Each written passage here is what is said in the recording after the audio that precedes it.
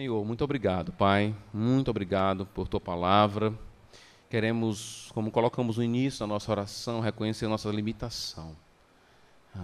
Trata-se de um livro que queremos estudar da Tua palavra, o livro de Eclesiastes, e clamamos a Ti que o Senhor esteja nos ajudando, nos iluminando, lidando com a Tua palavra com muita responsabilidade, com muito apreço. Ajuda-nos, ó Pai, a cada cristão da nossa igreja aqui, na luta com esse texto, eu também compreender que muitas coisas em Tua palavra não são de fácil entendimento. Por isso precisamos de mais empenho, muitas vezes, e do auxílio certo, claro, do Teu Espírito. Ajuda essa igreja, nesse processo de exposição da Tua palavra, a estar lidando com isso, levando isso para casa, compreendendo realmente essas nuances da Tua palavra, e levando para o dia a dia. Abençoa-nos, Senhor. Oramos em nome de Jesus Cristo. Amém. Muito bem, deixa a Bíblia aberta então no livro de Eclesiastes, capítulo 1. Tá? Então, essa é a primeira pregação de uma série onde estaremos estudando o livro de Eclesiastes. Nós lemos na leitura a parte final do livro.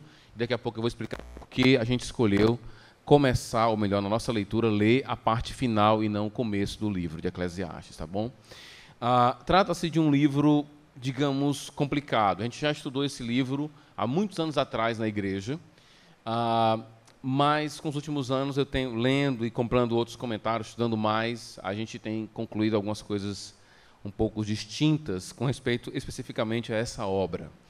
Qual a questão com essa obra aqui? Alguém que, se você nunca leu esse livro, se você nunca adentrou a leitura do livro de Eclesiastes, eu recomendo que você comece a lê-lo durante esse período que estaremos expondo esse livro aqui todos os domingos.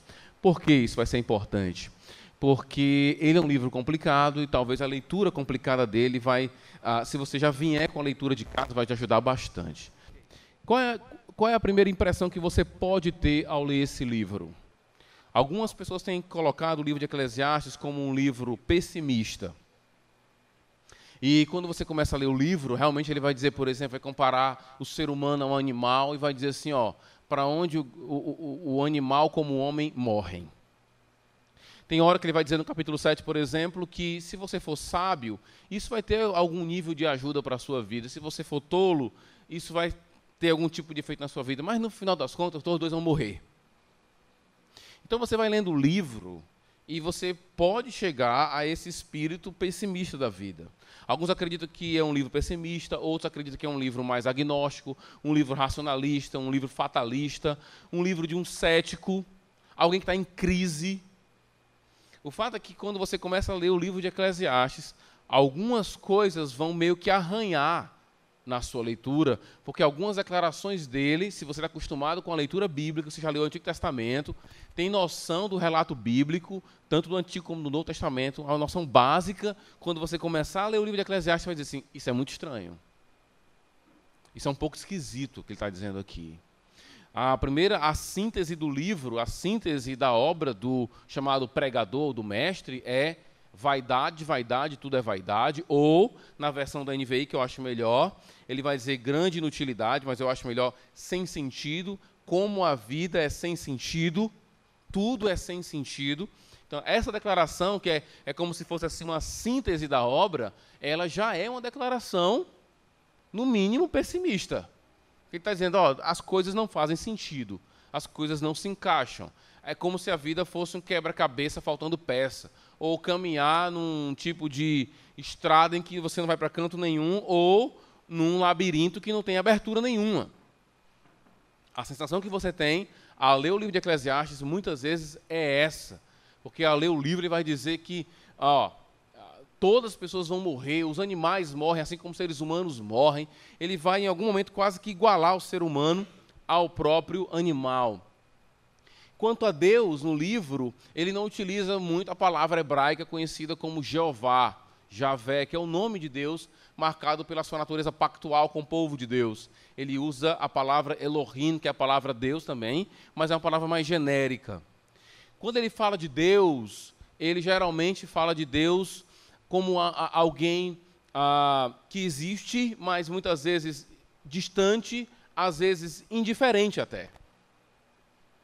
Vai chegar um ponto que ele vai fazer várias perguntas do tipo, isso vale a pena? Vale a pena isso aqui? Vale a pena fazer aquilo outro? Ele vai mostrar que a vida muitas vezes parece uma cena de alguém correndo atrás do vento. E você, não, pastor, mas tem momentos em que ele fala da alegria, de receber a vida com alegria, mas você percebe muitas vezes que o tom não é tanto de alegria, mas é como um tipo quase que de... é o escape que nós temos, é aproveitar poucos tempos da nossa vida de alegria, nessa vida debaixo do sol, que é a expressão que ele usa bastante. Então, realmente, é um livro que, na primeira lida que você dá, eu diria na segunda, na terceira e na quarta, você fica pensando, esse homem parece que está destoando do restante da Bíblia. A Bíblia nos leva a ter uma visão mais escatológica da vida, que as coisas serão resolvidas no futuro, que um dia todos nós estaremos diante de Deus e vamos prestar conta do que nós fizemos, e que somente pela graça de Deus somos salvos em Cristo Jesus. Quando você lê o livro de Eclesiastes, parece que essas verdades estão meio distantes, são meio estranhas ao próprio livro. Vamos começar pelo título do livro. O nome do livro na sua Bíblia deve ter aí Eclesiastes. A palavra Eclesiastes foi tirada da palavra do versículo 2, que está aí, ó. Versículo 1 diz, palavras do mestre, versículo 1 e 2, né? Filho de Davi, rei de Jerusalém. Quanta inutilidade, diz quem? O mestre. Então, essa palavra que é traduzida como mestre aqui, é a palavra hebraica Kohelet, que é traduzida como alguém que está falando junto a uma assembleia. Algumas versões gostam de colocar a palavra pregador. Eu acho que não é uma boa palavra, porque pregador pode dar aquela ideia de que ele está numa igreja, numa reunião como essa.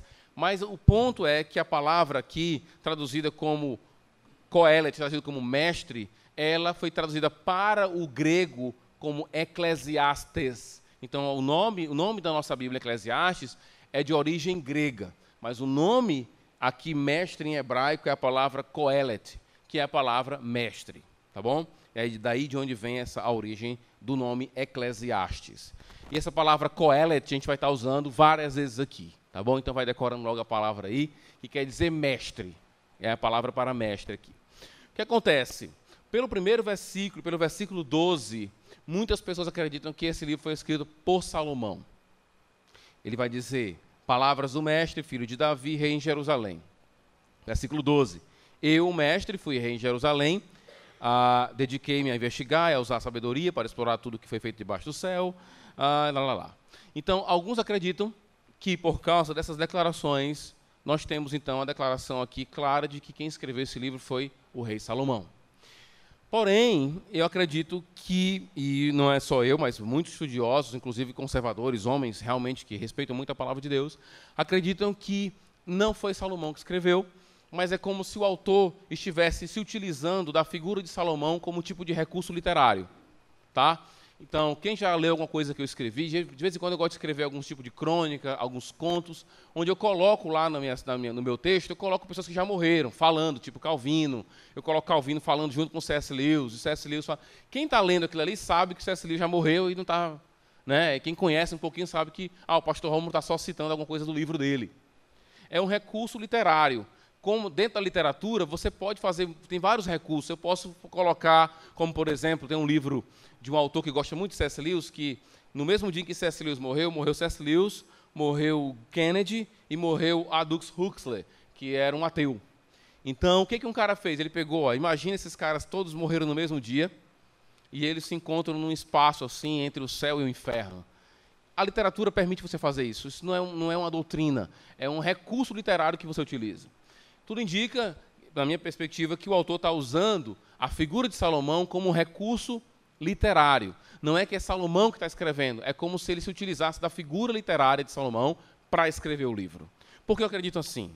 Vamos lá, primeira parte. Versículo 12, ele vai dizer assim, ó, eu, o mestre, fui rei em Israel, em Jerusalém.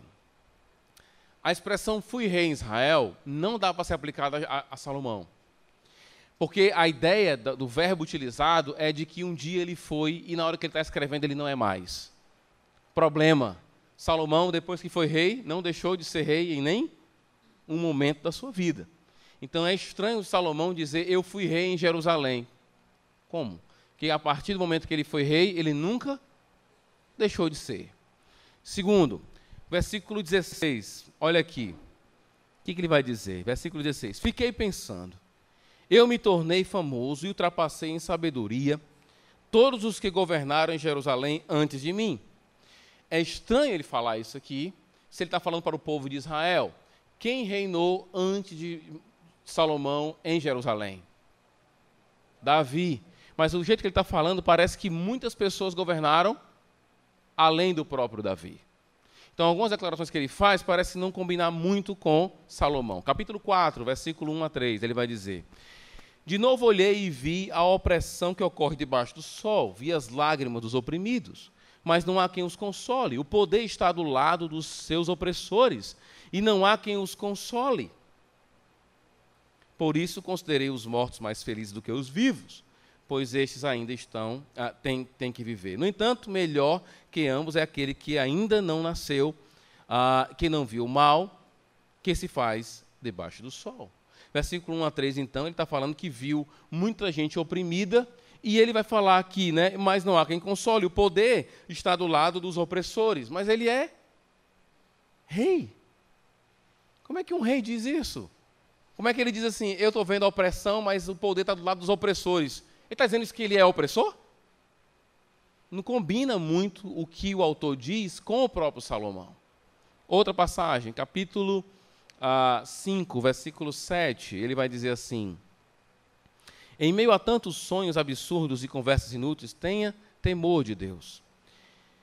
Se você vir o pobre oprimido numa província e vir que lhes são negados o direito e a justiça, não fique surpreso, pois todo oficial está subordinado a alguém que ocupa posição superior, e sobre os dois há outros em posição ainda mais alta.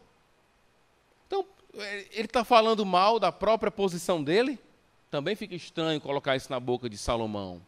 Capítulo 10, versículo 20, rapidamente, ele vai dizer: nem em pensamento insulte o rei, nem mesmo em seu quarto amaldiçoe o rico, porque uma ave do céu poderá levar as suas palavras e seres alados poderão divulgar o que você disser. A ideia aqui é de que o rei é uma figura suspeita, e um tirano suspeito que você não pode falar nada contra o rei, vai que o rei fica sabendo, ele vai te pegar. Mas é estranho que um rei diga isso dele mesmo. Então, eu não acredito que realmente foi Salomão quem escreveu. Eu acredito que, do capítulo 1 até o capítulo 3, o autor se utiliza da figura de Salomão como, alguns usam uma expressão, uma figura salomônica, assim como se fosse uma figura literária, usando a ideia de Salomão, mas não sendo o próprio Salomão que está escrevendo. Outra observação importante aqui, com respeito ao livro, é a riqueza que ele tem. Ele tem muita coisa, ele tem anedotas, ele tem provérbios, ele tem poesia. O livro é cheio de retratos de poesia e não é fácil. Inclusive, na sua Bíblia, se você observar bem, algumas Bíblias colocam um texto mais centralizado, assim, né? Em outras partes, o texto fica justificado. É como se o tradutor quisesse reconhecer que há a poesia e a prosa dentro da mesma obra. Não é fácil, é um livro cheio de material profético, anedota, reflexões, muita coisa. Agora, o que é importante para a gente entender esse livro, eu vou querer falar agora, eu quero muita atenção de vocês. Como é que eu acredito que esse livro foi estruturado, montado? Eu acredito que ele foi montado em 3 partes. A primeira parte a gente chama de prólogo. A parte do meio a gente chama de o corpo do texto. E a parte final é o epílogo. É aquilo que eu li agora na parte da leitura bíblica. Capítulo 12, versículo 8 até o final. Então, prólogo, corpo do texto e epílogo. Tá? Esse é um tipo de texto que, se você não ler ele completamente, você não vai entendê-lo. É como o livro de Jó. Se você abrir sua Bíblia e ler o livro de Jó, você começa a ler o livro de Jó, Jó é apresentado como uma figura, né, boa, tal. vem uma perseguição e tal, tal. Aí, no meio do livro, o livro de Jó são mais de 40 capítulos, irmãos. E no meio do livro você tem uma discussão entre Jó e seus 3 amigos. O livro todo é a discussão. Se você lê o livro de Jó e não lê o final, qual é a impressão que você vai ter? Que talvez os amigos de Jó estão certos. Só que no finalzinho do livro de Jó, Deus vai dizer e vai reprovar as palavras dos amigos de Jó. Se você não ler o livro de Jó todinho, e eu me lembro que às vezes tem gente que começa, vamos ler o livro de Jó, né? Aí faz um grupo, vamos ler o livro de Jó, aí todo, capítulo 1, capítulo 2, quando chega no capítulo 6, 7, tal, 8, aí começa a ver os amigos falando, é verdade, isso aqui é verdade. Só que lá no final, Deus vai dizer que aquilo que os amigos disseram não condiz com a verdade. A mesma coisa está no livro de Eclesiastes. O livro de Eclesiastes está formado por quantas partes? 3 partes. O prólogo, você tem então o autor do livro apresentando a figura do mestre, do Coelet. Observa bem no capítulo 1, versículo 2, ele vai dizer assim, que grande inutilidade, diz o mestre, que grande inutilidade, nada faz sentido. Quem está dizendo isso? Versículo 2, quem está falando isso? É o autor do livro. Mas é o mestre que está dizendo isso? Não, ele está falando que o mestre diz isso. Quando chega no versículo 12, ele vai dizer assim, ó, eu, o mestre. E aqui começa algo mais autobiográfico. A partir do versículo 12, você vai ver, ele vai começar a falar assim, eu vi, eu entendi. Versículo 2, versículo 1 do capítulo 2, eu disse a mim mesmo. Versículo 4 do capítulo 2, lancei-me. Então você começa a perceber que o autor, a partir do versículo 12, ele fala na primeira pessoa, como se fosse ele falando das suas próprias experiências. Capítulo 1, versículo de 1 a 12, não é o mestre, não é o Coelet que fala, é alguém que fala a respeito do Coelet, do mestre, e não o mestre falando. A partir do versículo 12, então, até o versículo 12 do 1, até o capítulo 12, quem está falando é o mestre, o Coelet, é ele que está falando.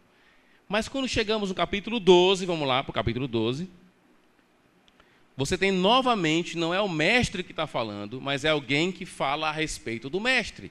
Observa bem, versículo 9.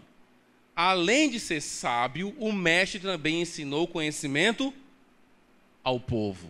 É o mestre que está falando? Não, é o escritor que está falando a respeito do mestre. Então, na primeira parte, é o escritor falando a respeito do mestre. No meio, é o mestre falando, eu vi, eu passei por isso, é assim, é assado e tal. Chega no versículo, capítulo 12, no finalzinho, então, o escritor vai dizer, bem, agora eu vou chegar à minha conclusão. E ele, então, conclui no versículo 13, ele vai dizer, agora, já que se ouviu tudo, aqui está a conclusão. Tema a Deus e obedeça seus mandamentos, porque isto é essencial para o homem. Pois Deus trará julgamento a tudo que foi feito, inclusive tudo que está escondido, seja bom, seja mal. O meu ponto com vocês é que, assim como o livro de Jó, se você não lê o livro todinho, você vai achar que os amigos de Jó estão certos. Se você não lê o livro todinho de Eclesiastes, você vai achar que o mestre está certo. E ele não está. E muitas das declarações dele não são declarações certas. E essas declarações são julgadas no capítulo 12, quando ele vai dizer, por exemplo, e a gente vai estudar isso quando chegar no final, mas antecipando algumas coisas aqui para vocês, no capítulo 12, versículo 11, ele vai dizer, as palavras dos sábios são como aguilhões, coleção de seus ditos como pregos bem fixados. Essa expressão ela tem um caráter negativo. A ideia é que a palavra desse mestre, desse Coelet, são palavras duras demais. Elas machucam a gente, elas acabam com a gente. E realmente, se você ler o livro de Eclesiastes todinho, você fica deprê. Você fica deprimido muitas vezes. Porque o autor vai dizer várias vezes, não faz nada, faz sentido. Você trabalha a vida inteira, para quê? Você trabalha, junta um dinheiro, aí morre. Aí quem fica com a tua herança é alguém que não é digno daquela herança. E ele termina dizendo, isso não faz sentido. Ele vai dizer, o cara estuda, é sábio, analisa todas as coisas, mas ele morre igual tolo. ele vai dizer, isso também não faz sentido. Então você vai lendo o livro de Eclesiastes, se você não tiver cuidado, o que vai acontecer? Você vai achar de ter uma postura igual à do mestre. Só que as palavras do mestre, aqui do Coelet, são palavras duras, são como pregos que machucam as pessoas. Então, primeira parte, alguém fala a respeito do Coelet. Parte do meio é como se fosse uma grande citação. É o mestre falando. Só que o mestre, e tudo indica, a ideia que eu creio é que aquilo que o mestre vai falar no meio do livro é uma visão muito comum nos dias que o autor escreveu. Uma visão mais cética. O autor até acredita em Deus, mas Deus é meio indiferente. Deus não modifica muitas coisas. Parece que acreditar em Deus não muda nada. E o autor, então, contrapõe todo esse ensinamento do mestre no capítulo 12. Quando ele diz, a solução que nós temos qual é? Temer a Deus, que é uma declaração clara, muito próxima dos ensinos de sabedoria da Bíblia. Como é que é a chave da sabedoria no livro de Provérbios? O temor ao Senhor é o princípio da sabedoria. Aqui você tem os sábios, obedeça aos mandamentos, você tem o que aqui agora? As leis de Deus. E no final ele vai dizer, pois Deus trará julgamento tudo que foi feito. Um dia nós estaremos diante do juízo do Senhor. Nós estamos diante aqui de que material? Dos profetas. Ele reforça o material dos profetas, dos sábios e da lei. Mas o mestre não faz isso. O Coelet não faz isso. Então, quando começarmos a ler o livro de Eclesiastes, ao longo da nossa leitura aqui, todos os domingos, a gente tem sempre que lembrar do capítulo 12. A gente vai estar lendo o livro e vai contrapor com o capítulo 12. Lê uma passagem, contrapõe com o capítulo 12. As verdades do capítulo 12 quais são? Você tem que colocar Deus em primeiro lugar na sua vida. Tema ao Senhor. Antes de ler o texto, porque essa é a primeira pregação geralmente trabalha com coisas mais introdutórias, para você poder entender e entrar no livro mesmo.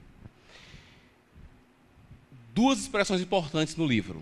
A primeira expressão é a expressão vaidade. Não é isso? Vaidade. E a outra expressão é a expressão debaixo do sol. A palavra vaidade, a palavra rebel, ela vai aparecer no livro 38 vezes. Essa palavra pode significar temporário, transitório, efêmero, fútil, irracional, absurdo, ilógico, ilusório, incompreensível. A versão que você tem, não sei como é que está a sua versão, na minha tem inutilidade. Versículo 2. Ele vai dizer grande inutilidade. Algumas versões colocam a palavra vaidade. Vaidade de vaidade, diz o pregador. Vaidade. Mas olha, observa bem, a palavra vaidade na nossa Bíblia, ou na nossa linguagem hoje corriqueira, ela não combina muito com a palavra hebraica aqui. Por quê? Porque a palavra vaidade hoje está muito ligada a alguém que tem um cuidado, um orgulho de si mesmo. Mas vaidade, aqui a palavra vaidade é a mesma palavra que é para vapor, que é muito utilizada para os falsos deuses. E a ideia é que esses falsos deuses, não fazem o menor sentido. Quando você procura o uso dessa palavra nos provérbios, nos profetas, quando eles falam dos falsos deuses, nos salmos, por exemplo, a ideia é, o que é um falso deus? Um falso deus é um vapor. É algo que não se pega, é algo que não existe, é algo compreensível. Não faz sentido adorar um falso deus. E é essa a palavra aqui. Essa é a ideia. A tese, então, a teologia do Coelet, do mestre, qual é? A vida é cheia de problemas e no final a gente morre. Capítulo 2 até o 12 ele vai ensinar isso. A vida é cheia de problemas, não faz sentido, é incompreensível, não temos o domínio do tempo, não sabemos o tempo certo de fazer as coisas e no final a gente morre. Então você lê um livro desse, né? Você fica... Não tem nem uma luzinha no final assim. De vez em quando aparece uma luzinha, uma coisa opaca, lá no capítulo 2 aparece. Mas a tese dele é essa. E qual é a tese do escritor do livro, que está usando a palavra do mestre? A tese dele não é assim. A tese dele é que vale a pena temer ao Senhor. Que guardar os seus mandamentos, sim, tem alguma função em nossas vidas, dá prazer para a gente. É só ler os Salmos, ver os homens que guardam os mandamentos do Senhor, que efeitos tem na vida deles. E outra, a vida não é só debaixo do sol. Um dia estaremos diante do nosso Criador e tudo será devidamente colocado no seu devido lugar. A outra expressão é a expressão debaixo do sol que eu acabei de falar um pouquinho. Ela aparece 29 vezes no livro. E é sempre no meio, naquela parte do meio do livro. E qual é a ideia? O autor, o mestre, o Coelet, ele vai sempre olhar a vida debaixo do sol. E a ideia qual é? A ideia é, debaixo do sol, é o que ele pode ver. Tanto é que ele vai dizer, eu vi, eu percebi, eu enxerguei. Sempre é o que ele está vendo. O que o autor de Eclesiastes vai fazer é mostrar, é citar esse homem e contrapor ele. E a ideia fica clara. Quando você observa o mundo debaixo do sol, a conclusão que você vai tirar, muito provavelmente, vai ser a mesma do Coelet. Se você acha que a vida é só aquilo que você está vendo, então você tem que concluir como Coelet. Qual a conclusão dele? A vida é cheia de problema, a vida não faz sentido, nós vamos morrer. Pronto, só isso. Só isso. Quem não acredita em Deus, na escatologia, na justiça final, no restabelecimento de todas as coisas por parte de Deus, quem não acredita nisso, tem que fazer e ter a mesma conclusão do Coelet aqui.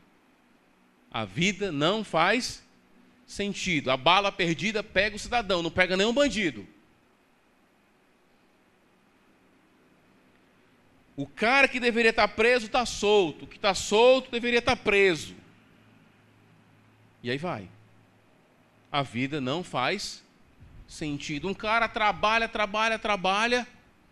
Quando ele consegue começar a querer usufruir do que tem, ele não consegue usufruir do que tem. Ele morre e o filho irresponsável dele usufrui de tudo que ele tem.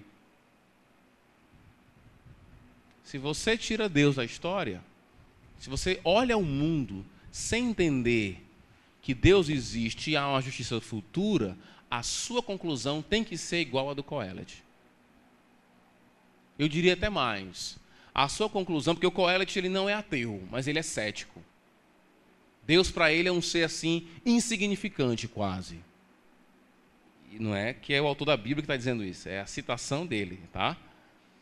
Mas o que você percebe é que se você realmente, como diz os romances, fica claro no romance de Dostoiévski, que se você tira Deus, tudo é permitido. Realmente é. Se você não tem a quem prestar conta, para que você vai deixar de matar alguém, deixar de roubar, deixar de fazer coisas erradas? Eu não tenho a quem prestar conta mesmo. Se você olha a vida debaixo do sol, a conclusão vai ser a mesma.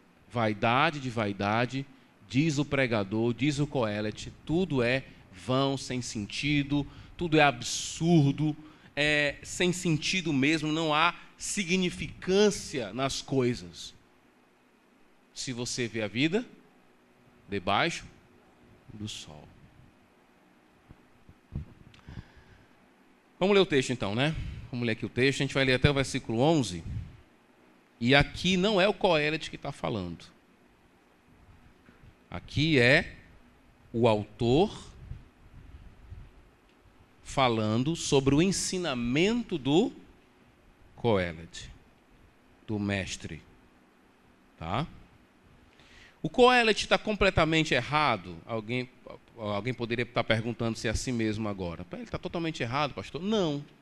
Ele não está completamente errado. Se você vê o mundo sem salvação, sem plano de salvação, nesse ponto ele está certo. Um mundo sob a maldição de Deus e sem nenhuma esperança de salvação, a conclusão que você tem que tirar é a mesma dele. E essa é a conclusão que muitas pessoas tiram. Tem gente que hoje está se acabando na bebida e na prostituição porque é uma escolha, digamos assim, intelectualmente projetada. O cara olhou para o mundo, viu que as coisas não fazem sentido, não se encaixa, ele não acredita que Deus existe porque as coisas parecem estar fora de controle. Então ele escolhe, bem, se a vida é só isso aqui, eu vou morrer, e o meu final é o mesmo do gato, do cachorro e da muriçoca, é a morte, não há diferença nenhuma entre eu e esses animais, o que eu vou fazer? Eu vou experimentar coisas, eu vou viver uma vida sem regras, e vou entregar minha vida a isso. Claro, nem todo mundo que está hoje no mundo das drogas, da balada, pensa assim. A maioria não pensa nada. Por isso que está lá, entendeu?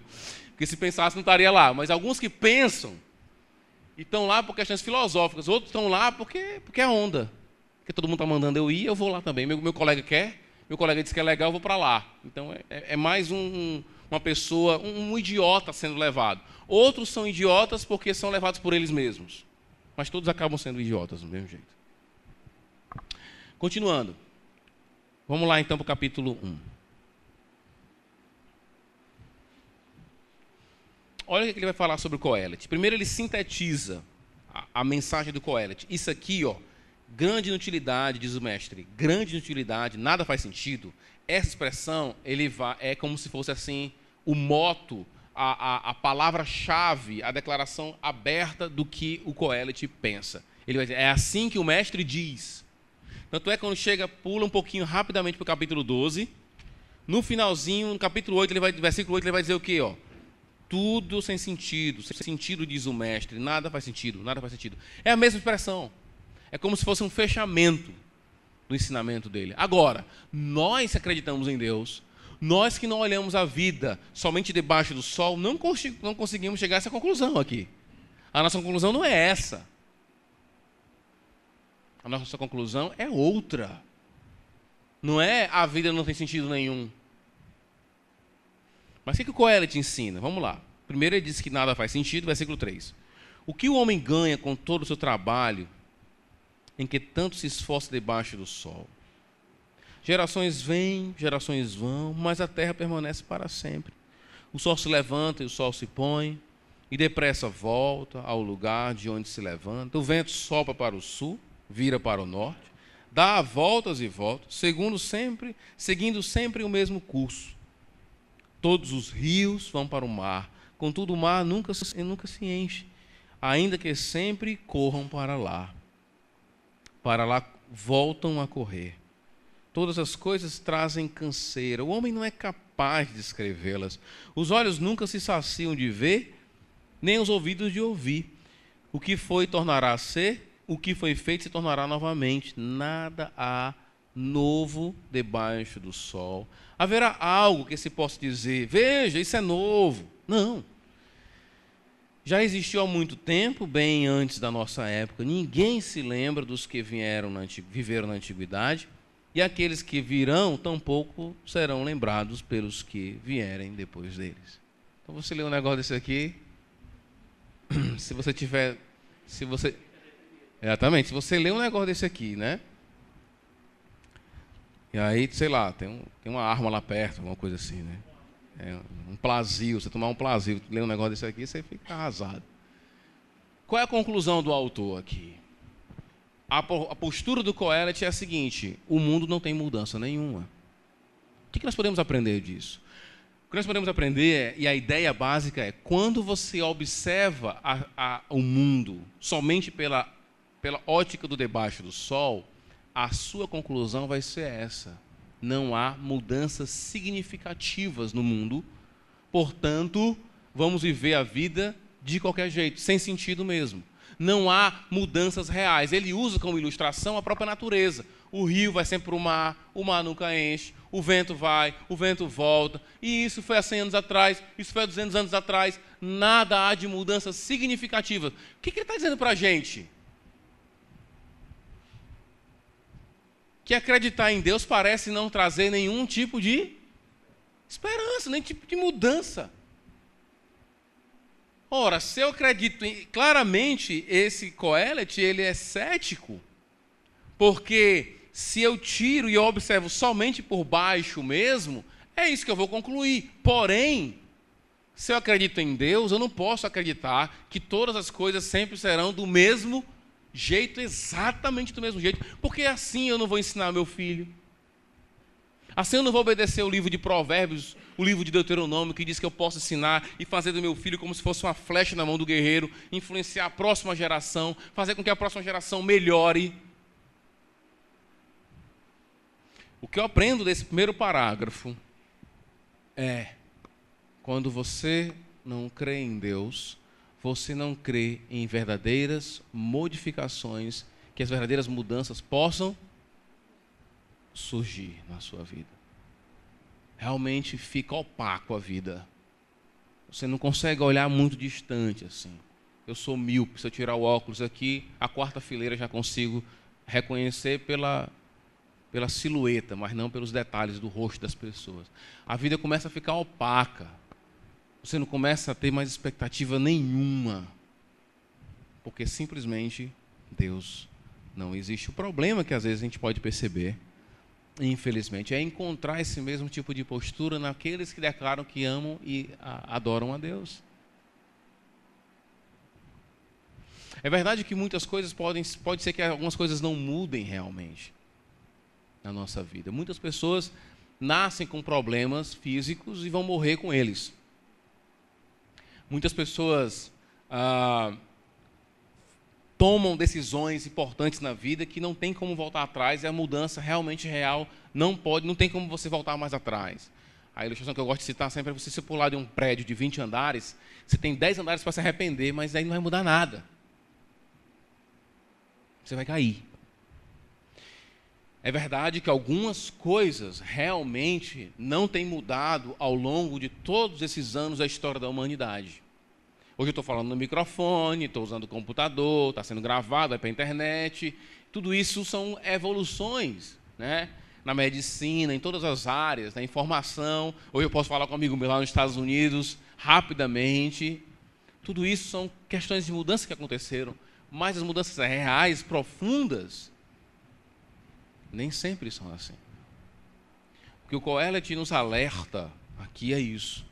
As mudanças debaixo do sol são, na perspectiva deles, são quase inexistentes. Para nós existe modificação, existe esperança, porque Deus interfere na sua criação. Deus não está longe. Parece que o Qoheleth é um tipo de deísta.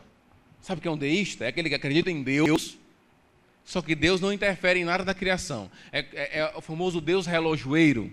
Aquele que dá corda e solta o relógio e está aí, pronto. Deus criou o mundo, deu leis para o mundo e está tudo entregue. Deus não vai mudar nada.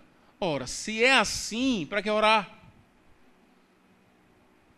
Muitas orações não farão o menor sentido. E realmente é assim se você tem uma perspectiva debaixo do sol. Sabe o que esse texto me alerta? Ele me alerta para a falta de esperança que alguns cristãos podem estar tendo. Talvez você não compactue com a teologia do mestre, do Qoheleth, mas na prática você viva dessa forma. Você vem para a igreja, mas você não acredita em mudanças verdadeiras e reais, profundas. Você não acredita que realmente existe transformação das coisas. Porque o que é salvação, o que é redenção, senão transformação? Quando Deus nos redime, Ele está nos transformando em novas criaturas. Existe sim coisas novas debaixo do sol. Mas às vezes parece que os crentes estão mais para Qoheleth do que para o autor de Eclesiastes, que é outra pessoa. Lembra, no livro de Eclesiastes são duas vozes que nós estamos ouvindo. A voz do Qoheleth e a voz do escritor. O Qoheleth está dizendo para você, as coisas não mudam. As coisas não mudam. O autor de Eclesiastes está dizendo, elas mudam. Tema a Deus. Guarde os mandamentos do Senhor. Olhe para frente, porque um dia nós estaremos dando satisfações ao Senhor de tudo que nós fizemos com o que Ele nos deu.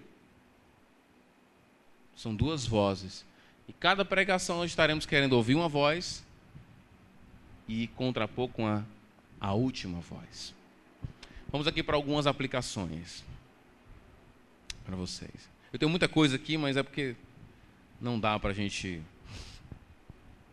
falar tudo numa pregação só. Só reforçando, eu até tinha colocado aqui, mas esqueci de falar, ele usa a expressão vaidade de vaidades, ou, né, isso não tem sentido, não tem sentido. Ela é a mesma expressão que nós encontramos, por exemplo, em Cântico dos Cânticos, ou Servos dos Servos, ou, eu anotei aqui, Santo dos Santos. Quando o autor bíblico usa as expressões Cântico dos Cânticos, Santo dos Santos, Servo dos Servos, ele está querendo dizer o quê? Não existe cântico mais belo do que esse cântico. Esse é o Cântico dos Cânticos. Não existe lugar mais santo do que esse. Ele é o Santo dos Santos. E ele está dizendo, vaidade de vaidade. Não tem nada mais sem sentido no mundo do que olhar a vida debaixo do sol. Essa é a ideia. Vamos aqui para algumas aplicações. Primeira aplicação. O cristão não vive alegre por ignorar as dores, as limitações e as angústias. Vou repetir. O cristão não vive alegre por ignorar as dores, as limitações e as angústias. É verdade, na última parte do capítulo 12, o autor vai começar elogiando o mestre, depois ele dá dúvidas ao mestre, depois ele critica o mestre. Mas ele não está dizendo que absolutamente tudo do mestre é errado. Realmente existe dor debaixo do sol. Existe angústia debaixo do sol. Existe injustiça debaixo do sol. Aquilo que o Kohelet vê, ninguém pode negar. O problema do Kohelet é que ele só olha debaixo do sol. Mas o que ele está vendo debaixo do sol também não é errado. Não é completamente errado. O problema não é ver debaixo do sol. O problema é ver somente debaixo do sol. Entendeu o que eu estou dizendo? Mas nós não ignoramos as angústias, os sofrimentos. A nossa alegria não é uma negativa da realidade. O cristão não trabalha assim, mentindo para ele mesmo. Então, o Heitorzão queimou o pé esses dias aí você vai lá para o hospital, aí tem gente assim, não vai doer nada não, bebê. Mentira. Mentira, vai doer. E eu digo para ele, filho, vai doer um pouco. Vai doer um pouco, vai doer isso aqui. Vai machucar um pouquinho, você vai ter que aguentar. Mas as pessoas muitas vezes trabalham sempre com mentira. Não vai doer, não vai não sei o quê. Isso não existe. Existe dor, existe angústia. A nossa alma fica ferida, existe melancolia. E existe tudo isso no mundo. Para ser feliz, a gente não precisa negar essas realidades. Só um tolo negaria essas realidades. Só um cego espiritual, de uma cegueira profunda, de trevas totais, que faz com que o cara não consiga ver isso. Então, se você olhar o mundo debaixo do sol, o que você vai encontrar lá? Angústia, injustiça, é mesmo. Você vai encontrar isso. Você vai encontrar, como eu acabei de dar o exemplo, que é retirado do próprio livro, né? O cara trabalha a vida toda, mas não consegue usufruir o que ele tem. Ele não usufrui o que ele tem. Tem muita gente que é assim, não tem muita coisa, trabalha, sua, lá, e não consegue usufruir o que tem. Se é verdade, é verdade. Mas não é toda a verdade. Então, o cristão, a alegria do cristão não é por ignorar as dores, as angústias, os sofrimentos. Quem olha a vida sabe que isso é real. Pessoas sofrem. Nessa minha ida lá para o hospital, para levar de um dia sim, um dia não, eu levo o Heitor para fazer o curativo dele. E a gente vê cada coisa, irmãos. No final das contas, o caso do Heitor, em relação aos casos que eu vi lá, é o menos. É o menos. Tinha um jovem assim de 12 anos lá, que jogaram aquela bomba rasga-lata nessa região dele aqui, da genitália dele, assim. O cara estava lá. Criança de 2 anos, assim, com óleo de coco queimou nas pernas. Você vai vendo cada coisa assim. E quem olha a vida debaixo do sol, o que vai encontrar? Vai encontrar isso mesmo, dores, acidentes, injustiças. Nós, para sermos felizes, não negamos o que está debaixo do sol. A minha segunda aplicação. Não é porque nós negamos o que está debaixo do sol, é porque nós enxergamos além de debaixo do sol. Não é uma negativa do que está diante dos meus olhos. É reconhecendo que aquilo que está diante dos meus olhos não é a única realidade. Eu não posso reduzir a realidade ao que os meus olhos veem. Eu não posso dizer assim, é real porque eu vi. Então o seu julgamento, o julgamento da realidade agora é seu. Se você não vê, porque não é real. Segunda aplicação, o cristianismo, assim como o mundo do conto de fadas, e aqui eu não estou dizendo que o cristianismo é conto de fadas, tá? Ou o mundo das ficções, não nos convida a abandonar o que está diante de nós, mas simplesmente a não se escravizar pelo que está diante de nós. Vou repetir. O cristão, ele não olha para o mundo, e quando ele olha para o mundo, ele não está vendo só isso aqui. Ele não nega o que ele vê, mas ele também não diz, não é só isso aqui não. O cristão não diz, eu vejo a vida debaixo do sol somente. O cristão vê a vida debaixo do sol, mas ele vê além do sol também. Essa é a ideia. O cristão, então, quando você lê, por exemplo, vou dar um exemplo de histórias fantásticas ou de mundo encantado, que é uma expressão que alguns usam também, o pessoal de literatura gosta.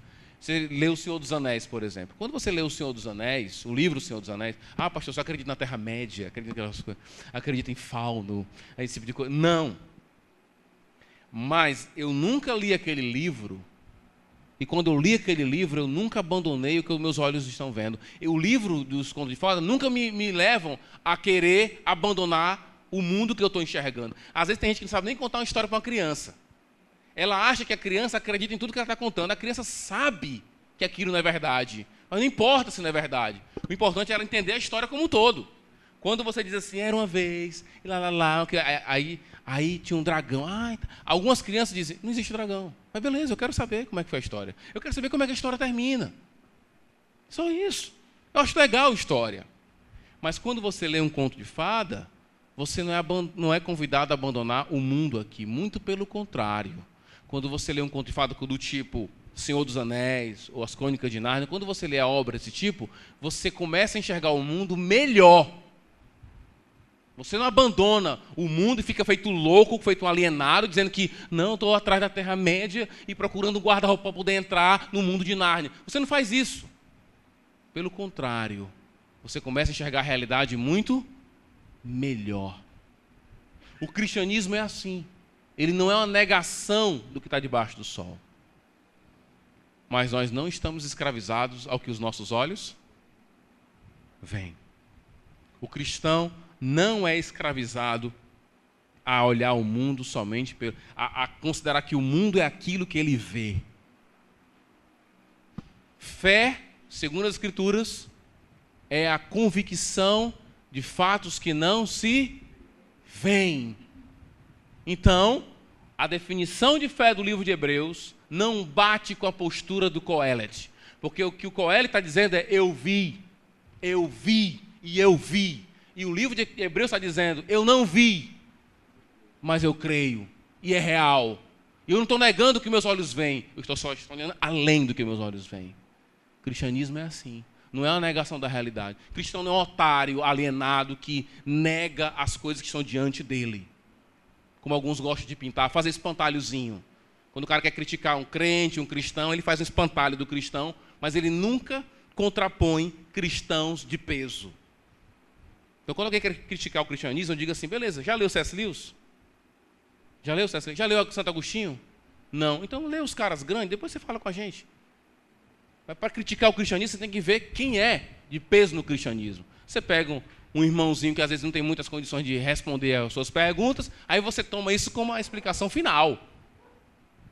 Cristão, muito pelo contrário, nunca nega o que está diante dos seus olhos. Se você não sabe disso, se hoje você tem médico, ciência, boa parte da ciência do lado ocidental do mundo é explicado pela verdade do cristianismo. E hoje tem essa briguinha que o pessoal quer fazer entre ciência e fé. Isso não existe nas Escrituras. Terceira aplicação.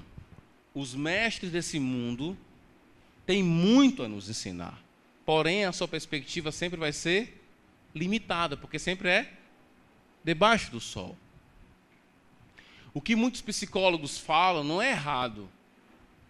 O que muitos filósofos falam não é errado. O que muitos historiadores falam não é errado. Só é limitado. Não é tudo. É uma parte. Eu quero tudo. O que o psicólogo fala quando ele observa, né, se você for o cara psicólogo da linha de behaviorista, que é aquele cara que observa o comportamento das pessoas e tal. Se o psicólogo observa algumas coisas, ele vai chegar a conclusões certas de algumas coisas. Porém, não é o tudo. Porque sempre o seu olhar está debaixo do sol. Vamos dar outro exemplo aqui. No livro de Provérbios, por exemplo. O livro de Provérbios, como o próprio nome está dizendo, né, o título do livro está dizendo, está cheio de provérbios. Não é só provérbios. A primeira parte nem provérbios são conselhos. No final do capítulo 10 é que você começa a ler uma série de provérbios. Mas muitos dos provérbios que Salomão colocou no livro de Provérbios, não foi Salomão que inventou. Salomão pegou dos egípcios, que não eram cristãos. Paulo cita estudiosos gregos, filósofos gregos. As más conversações corrompem os bons costumes. Essa é a palavra de quem? De um filósofo grego. O que eu estou querendo dizer é que, olhando a vida debaixo do sol, o homem ele vai chegar a muitas conclusões certas, só que ainda são limitadas, porque ainda é tudo debaixo do sol. Quarto, existe muito perigo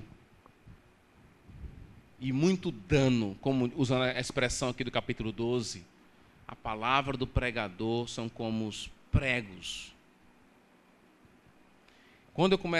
Se você, eu não sei qual é o seu tipo de leitura que você gosta, mas tem leituras do tipo Náusea, esqueci agora do Sartre, obrigado, Alemar, Jean-Paul Sartre, e alguns livros que você vai lendo, se bem que Náusea ainda tem uma esperança no fim do túnel ali, mas tem livro que você lê de filosofia, que você termina assim, né, com angústia profunda. Tem filmes que são assim. Né? Tem filme que você termina e você diz, por que eu gastei meu dinheiro para isso? Né? Tem filme que termina e fica aquele vácuo, assim, uma coisa terrível. Quando aquele filme que a gente assistiu, lá na casa do Arthur, lembra que a gente assistiu um filme que o Clênio sabia o final e depois a gente quis matar o Clênio porque ele não falou o final para a gente? Que é um cara que mata pessoas com pistola de ar. Onde os fracos não têm vez. Meu amigo, não assiste esse filme.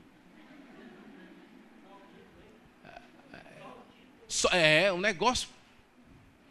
Outro, eram meninos e lobos, é? Sobre meninos e lobos. Terrível. Você termina o filme assim, ó. Aquele vazio, aquela coisa. O que eu estou querendo dizer é que, assim como as palavras do Coelho são como pregos que machucam a gente, quando a gente muitas vezes lê material filosófico, psicológico, não estou dizendo que você não vai fazer isso, acabei de a minha aplicação anterior não sou contra você entrar em contato com isso, mas todo material debaixo do sol é material sem esperança, cara. E se não tem esperança verdadeira, machuca a gente. Por isso eu sou o cara dos contos de fada. Era uma vez e viveram felizes para sempre. Entendeu? Era uma vez e viveram felizes para sempre. No final não é sempre assim? No final, eu estou lendo agora uns contos de Monteiro Lobato, até porque Monteiro, né, família, querer conhecer um pouquinho mais. Monteiro Lobato, você lê uns contos de Monteiro Lobato, que termina assim o conto, você fica, meu Deus. Tem o prazer da leitura, que o cara escreve divinamente bem, mas termina assim um conto, aquele... Não existe esperança. Ele pega toda a sua esperança, ele diz, sabe o que é a tua esperança aqui? Ó? Eu vou jogar ela no lixo agora. E joga no lixo. Lembra de Eclesiastes 12. A palavra do mestre é como um prego. Ela machuca a gente. Cuidado com as palavras sem esperança que chegam até nós. Às vezes através de um filme, às vezes através de um livro. Cuidado para você não ser infectado com essa visão opaca da vida em que não há sentido nenhum na vida. Isso vai machucar a sua alma como um prego machucasse o seu corpo, se fosse colocado em você. Isso acaba com as pessoas. Nós gostamos mesmo de terminar o romance, terminar a obra, o filme, e saber que as coisas se encaixaram. É o que o Tolkien chama de eucatástrofe. Eucatástrofe é que as coisas vão ficando ruim, mas no final dá tudo certo. É assim que a nossa vida é. É assim que Deus escreveu a história da humanidade. É assim que a gente tem que ver a realidade. Meu querido, cuidado com o que você está lendo, com o que você está ouvindo. Faça contrapontos, porque senão a palavra do Coelet aqui, com a palavra de alguns livros, pode machucar a sua alma. Observa bem, só para reforçar o que eu estou falando. Abre aí no Eclesiastes 12, só para você ver o que eu estou querendo dizer. Para a gente encerrar aqui.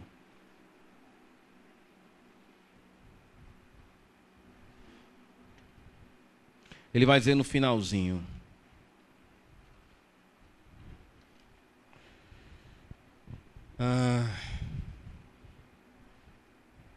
Versículo 11. As palavras dos sábios são como aguilhões, a coleção dos seus ditos como pregos bem fixados, provenientes do único pastor. Depois a gente vai falar um pouco sobre essa expressão único pastor e tudo mais. Mas meu ponto agora é, essa palavra, ela é como um aguilhão que machuca a gente, um ferrão que machuca a gente, porque não tem esperança nenhuma. Palavras sem esperança machucam nossas almas profundamente. E por último, a vida é cheia de inconsistências quando você não vê a vida à luz do futuro. E é verdade. Mas se você vê a vida à luz da eternidade, tudo muda. Muda completamente. O que acontece muitas vezes? Eu tenho falado isso, talvez você tenha percebido várias e várias vezes aqui na igreja. Quando você está criando seu filho, ou fazendo a comida na sua casa, ou ajeitando, limpando o quintal, essas atividades pequenas, limpar quintal, botar água no gelágua, né, encher uma garrafa, cuidar do filho, assistir televisão, esses atos, eles parecem não ter muito sentido, assim. Até que você coloca e entende esses atos à luz de algo maior. Aí faz sentido. A gente está acostumado, quando vai assistir filme, ver heróis fazendo grandes coisas, né? Você assiste Os Vingadores, os caras quebram um monte de coisa, destroem um monte de coisa. Mas lendo um dos contos do Monteiro, o Monteiro vai dizer assim, ele vai contar a história de uma mulher que ela era uma heroína. Ele vai dizer, heroína das pequenas coisas. Uma heroína que não faz grandes feitos, mas todo dia ela está lá, criando seus filhos, cuidando das coisas. Agora, se você não tem uma perspectiva de futuro eterno, faz sentido tudo isso? Não faz. Um dia desse passou uma reportagem aí na televisão sobre um pessoal que estava fazendo uma aula de dança. Não sei se vocês viram isso. Era uma mulher que fez uma academia de balé para pessoas que não têm condições financeiras. Aí a mulher falou uma coisa que na hora que ela falou, eu me segurei um pouquinho assim, que eu estava ficando tonto, né, com a lavada que eu levei, que ela disse assim, porque essas meninas, quando chegam aqui no nosso projeto, elas só pensam em casar, ter filho e ter uma família. Isso é pouco demais. Aí eu... Assim, é pouco demais se você olha para a vida como uma coisa que vai acabar daqui a 100 anos, daqui a 30 anos. Realmente é pouco.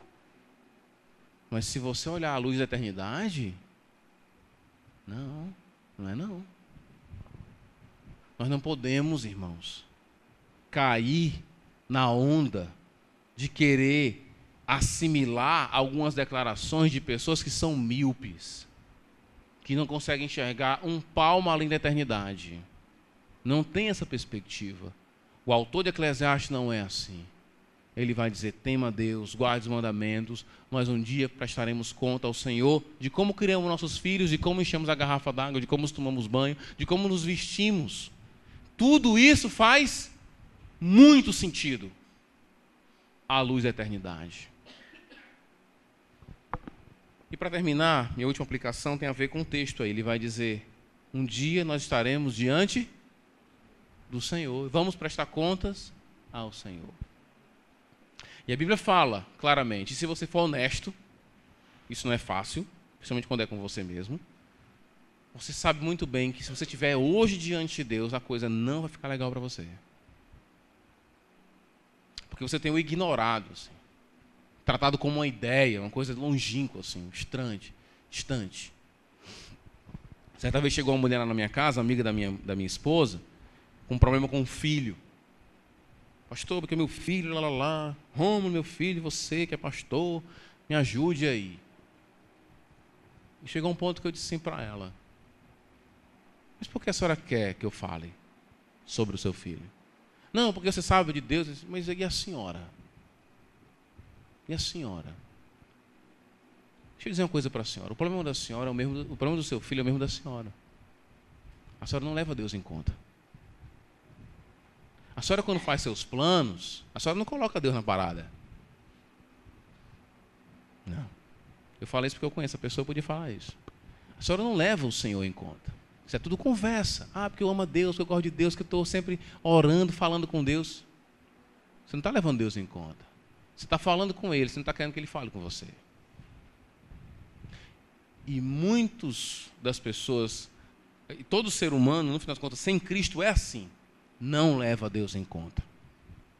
A boa notícia do Evangelho é que, mesmo sendo pecadores como somos, Cristo veio e morreu em nosso lugar. E só se apropria desse poder de morte de Cristo, de nos salvar, quem crê em Cristo. Quem crê em Cristo pode, então, dizer: eu posso estar hoje diante do Senhor. Eu não tenho problema de estar diante do Senhor. Dizer como o apóstolo Paulo diz: para mim, o morrer é o quê? É lucro. Eu vou estar com Deus. Baseado em quê? Baseado no que Cristo fez por mim. Não há orgulho no cristão em dizer que ele é salvo. É o contrário. O autor de Eclesiastes está dizendo: um dia nós estaremos diante do Senhor. A minha pergunta é: todos estaremos diante do Senhor?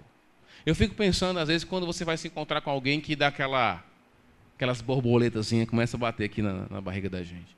Às vezes é o cara que você gosta, às vezes é a menina que você gosta, às vezes é um evento, aí, ou uma consulta médica, receber um exame, um laudo, alguma coisa. Tá? Imagina Deus. Nós podemos ficar diante do Senhor, certos de que não seremos consumidos por sua ira santa, porque Cristo tomou o nosso lugar. Um dia, todos nós estaremos diante do Criador. A vida não é só uma realidade debaixo do sol, não. A vida não é uma realidade debaixo do sol. A vida vai além do sol. A vida indica que um dia estaremos diante do nosso Criador.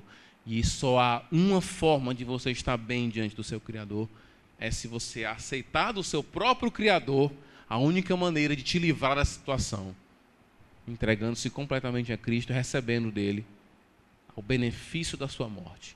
É aquela história da conta. Que você deve, ele toma para si, e as obras dele, o mérito dele, ele passa para você. A vida não é somente debaixo do sol. Um dia prestaremos contas diante do nosso Criador. Isso pode ser ainda hoje.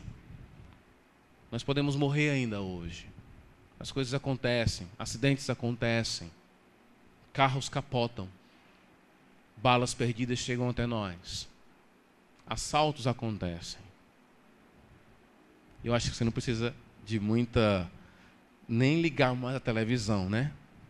Basta andar alguns 3 quarteirões e você já sabe dessa realidade. Está bem próximo de cada um de vocês. A morte é real. Um dia estaremos diante do nosso Criador. E a pergunta é: o que você vai fazer? Eu digo para você, um cristão diria: para mim está tudo tranquilo. Para mim é lucro, para mim é vantagem. Cristo morreu por mim. Eu entreguei minha vida a Ele. Que você faça a mesma coisa. Que você tenha uma visão além, debaixo do sol. Vamos orar. Santo Deus, obrigado, Pai querido, por nos revelar a Tua verdade, que estende o nosso olhar de fé além dos nossos olhos físicos.